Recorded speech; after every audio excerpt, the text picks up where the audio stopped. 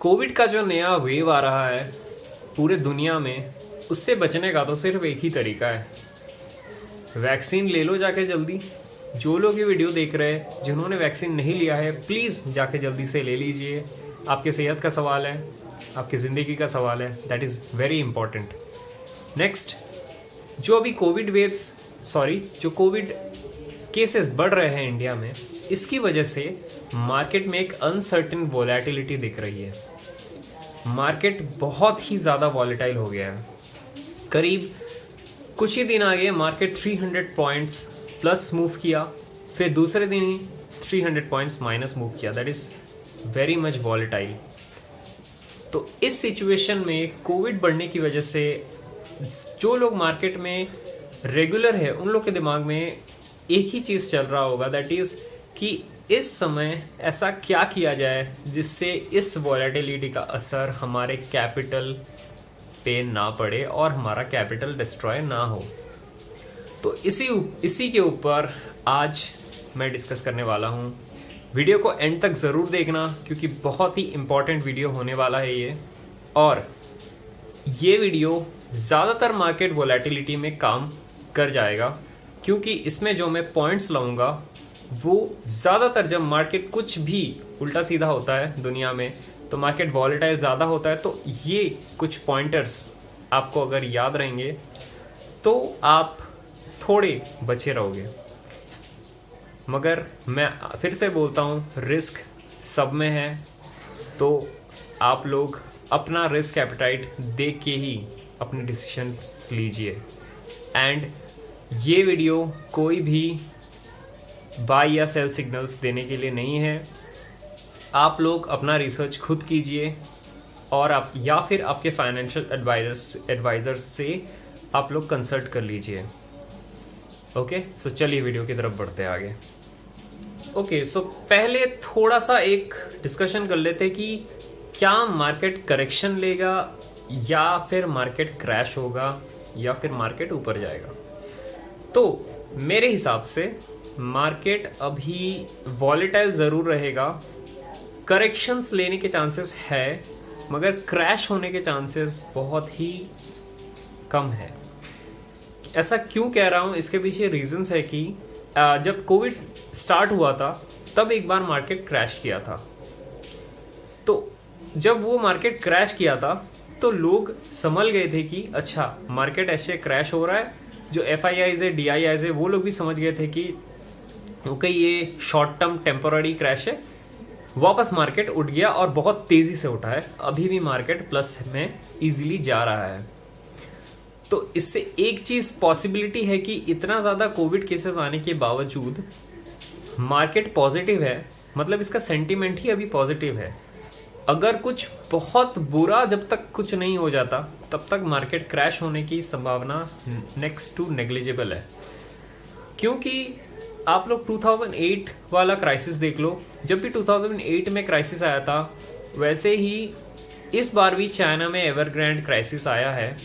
तो actually crisis नहीं है, उसको भी टाल लिया गया है और अभी फिर भी मार्केट ओवरऑल ग्लोबल इंडिसेस अभी ठीक पोजीशन पे जा रहे हैं। उसका इफेक्ट ज़्यादा कुछ नहीं पड़ा है ऐसे, क्योंकि एक बार 2008 में जो हुआ था उसको रिपीट नहीं करने के लिए सारे प्रिकॉशंस लिए गए थे।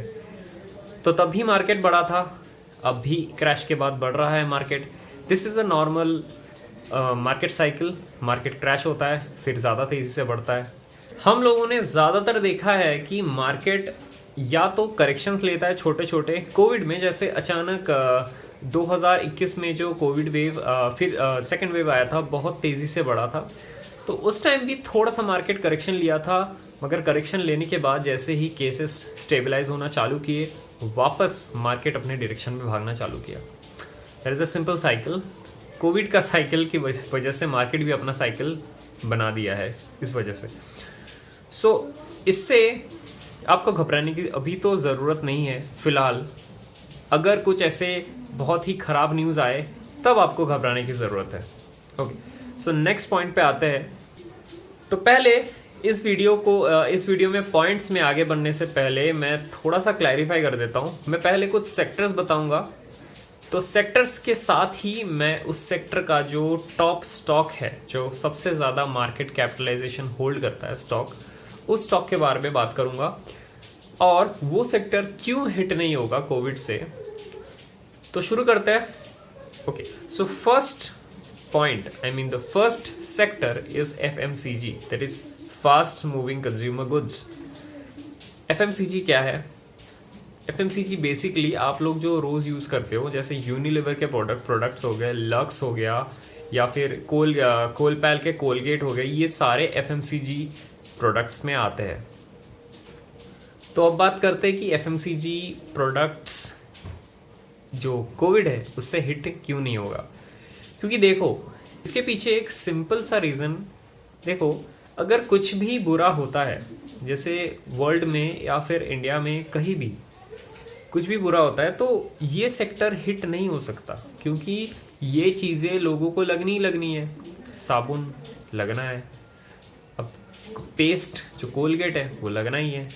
ऐसी ही चीज़ें, ऐसी बहुत सारी चीज़ें, शैम्पू, साबुन, छोटी छोटी से लेकर बड़ी बड़ी चीज़ें तक, ये सब नॉर्मल सभी को लगता है और इनका डिमांड कभी घटता नहीं है।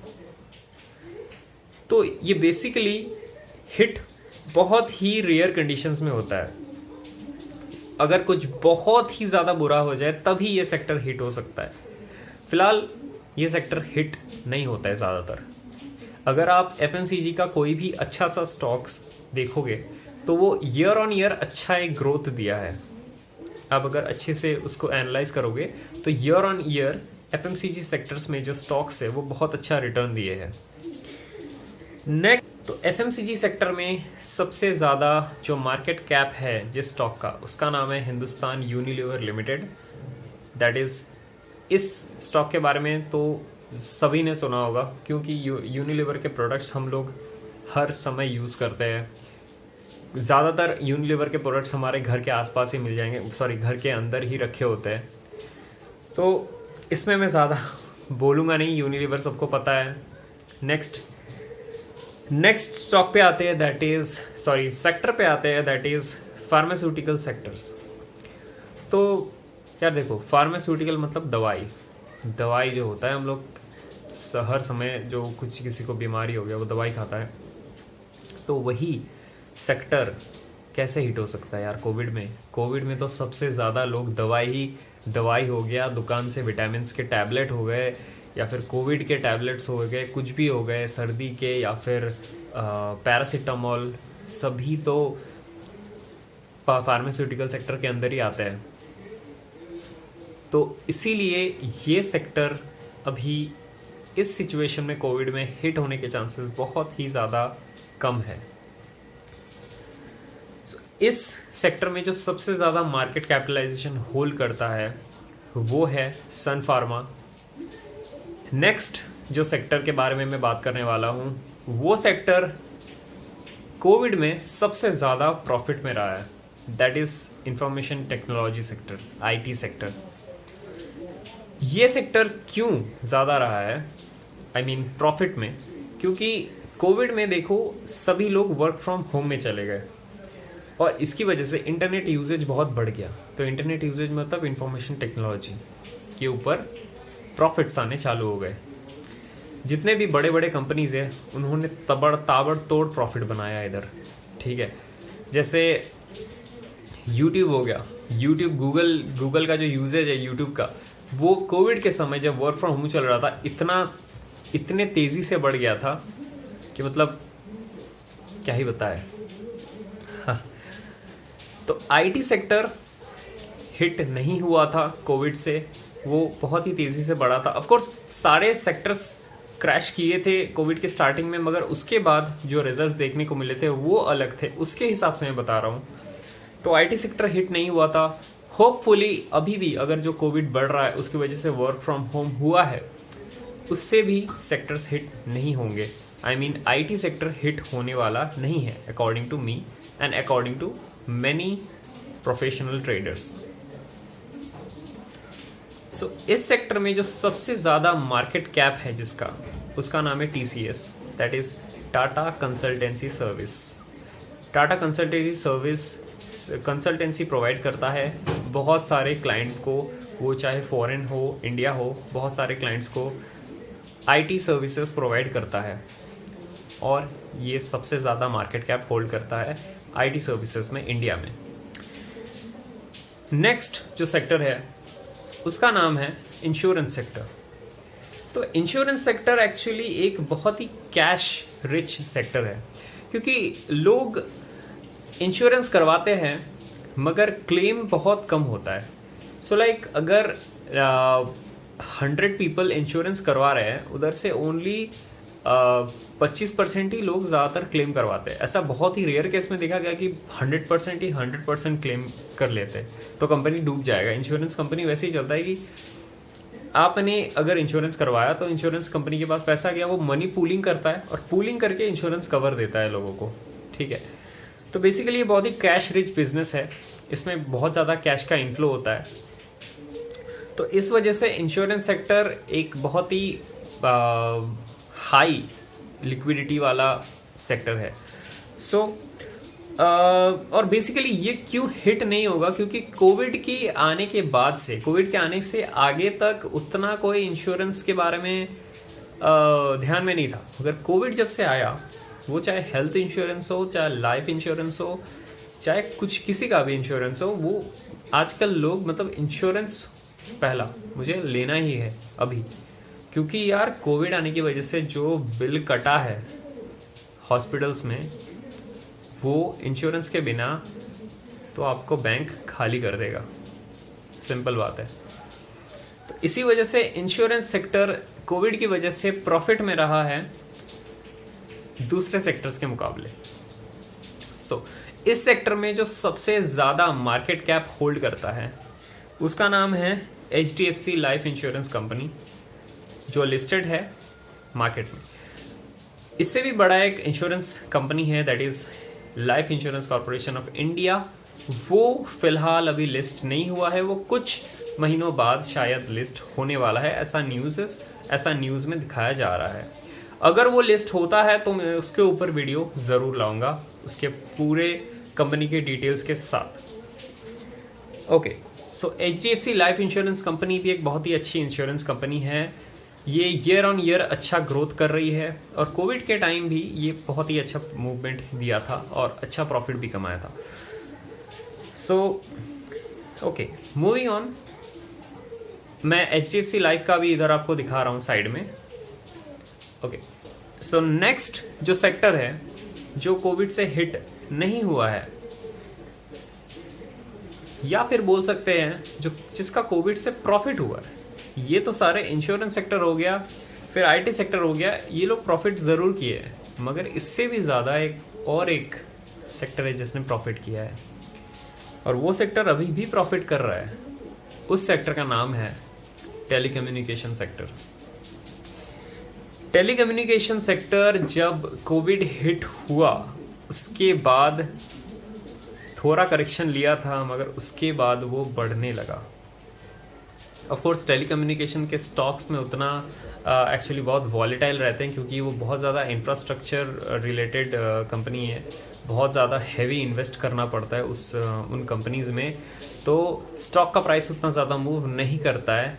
मगर ये स्टॉक हिट भी नहीं होगा, क्योंकि कोविड से हिट नहीं होगा, क्योंकि ये जो टेलीकम्युनिकेशन है वो कोविड में सबसे ज़्यादा यूज़ हुआ है। टेलीकम्युनिकेशन हम लोग अभी सिम कार्ड्स और ब्रॉडबैंड हो गया, जियो फाइबर, एयरटेल 4G, कुछ भी कोविड के बाद से सभी लोग घर में बैठ के वो ज़्यादा यूज़ कर रहे हैं। बैलेंसेस सभी लोग ज़्यादा भरवा रहे हैं, 4G सर्विसेज यूज़ कर रहे हैं ताकि इंटरनेट का सर्विस और ज़्यादा तेज़ी से यूज़ कर पाए। तो ऐसे बहुत सारे रीजंस हैं जिसकी वजह से ये टेलीकॉम सेक्टर हिट नहीं होने वाला है। बेसिकली ये मेरा परसेप्शन है और बहुत सारे प्रोफेशनल ट्रेडर्स का परसेप्शन है कि ये सेक्टर हिट नहीं होगा कोविड से। तो आप लोग अपना ज़रूर रिसर्च कर लीजिए, क्योंकि टेलीकॉम सेक्टर बहुत ही इंफ्रास्ट्रक्चर में इन्वेस्ट करता है और बहुत ही ज़्यादा हैवी इन्वेस्टिंग होता है उधर। तो आपके पैसे बहुत ही हाई रिस्क पे आप लोग लगाओगे, अगर लगाओगे तो टेलीकॉम सेक्टर में। आप लोग ज़रूर अपना रिसर्च कीजिए कुछ भी इन्वेस्ट करने से पहले, मैं 1000 बार कहता हूँ। Okay, FMCG, pharmaceuticals, IT, insurance and telecom, ये 5 सेक्टर कोविड से हिट होने के चांसेस बहुत ही ज़्यादा कम है।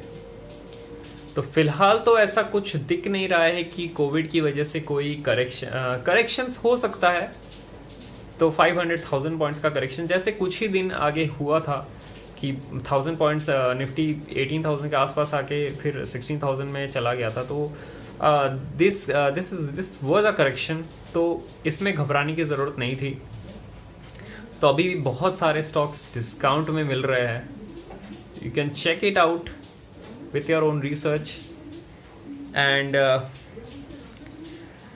so basically ये 5 सेक्टर मेरे हिसाब से और बहुत सारे प्रोफेशनल ट्रेडर्स के हिसाब से हिट नहीं होने वाले। आप लोग अपना रिसर्च आप खुद भी कर सकते हो, आप लोग अपना रिसर्च ज़रूर कीजिए और मुझे कमेंट्स में बताइए कि ये वीडियो कैसा लगा और इसके बाद किसके ऊपर मैं वीडियो ला सकता हूँ। कोई आप लोग टॉपिक सजेस्ट कीजिए जो आपको जानना हो, मैं उसके ऊपर वीडियो ज़रूर लाऊंगा और मुझे भी खुशी होगी कि आप लोग को अगर ये वीडियो पसंद आए। तो वीडियो को लाइक करना मत भूलना और चैनल को ज़रूर सब्सक्राइब करना। तो मिलते हैं नेक्स्ट वीडियो में, टिल देन बाय।